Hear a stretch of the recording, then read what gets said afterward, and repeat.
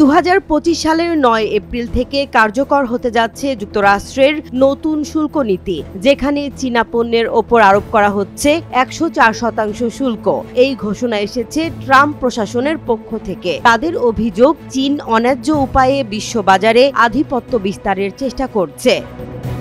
আর চীনের জবাব, যুক্তরাষ্ট্র বিশ্বকে বল প্রয়োগের মাধ্যমে নিয়ন্ত্রণ করতে চাইছে। আমরা চুপ করে থাকব না, আমরা শেষ পর্যন্ত লড়ব।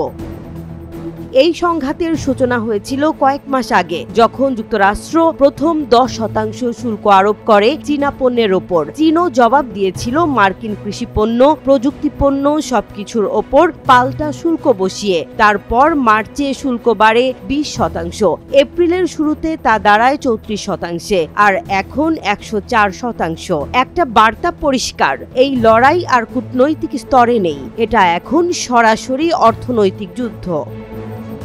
এই ঘোষণা ছড়িয়ে পড়ার সঙ্গে সঙ্গে কাঁপতে শুরু করে বিশ্ববাজার। মার্কিন S&P 500 সূচক টানা 4 দিন ধরে নিচে নামছে। এশিয়ার বাজারে বিনিয়োগকারীরা আতঙ্কে, বিশেষ করে টেকনোলজি ও ইলেকট্রনিক্স কোম্পানিগুলো পড়েছে ভয়াবহ চাপে। এই সংঘাতের প্রভাব কেবল বাজারে নয়, পড়ছে সবার ঘরে। বাড়ছে ইলেকট্রনিক্সের দাম, পোশাকের দাম, এমনকি নিত্য প্রয়োজনীয় পণ্যের দামে আগুন। এখন যা কিনবেন সেটা কাল হয়তো দ্বিগুণ দামে কিনতে হবে।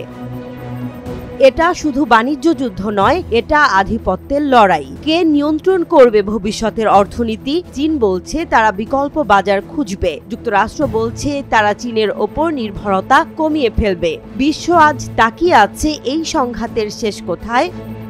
এই যুদ্ধ কতদূর যাবে? এর শেষ কাকে দিতে হবে মূল্য চুকিয়ে? ভবিষ্যৎ কি সমঝোতার পথে যাবে, নাকি এই সংঘাত আরও গভীরে নিয়ে যাবে আমাদের? সময়ই দেবে তার উত্তর।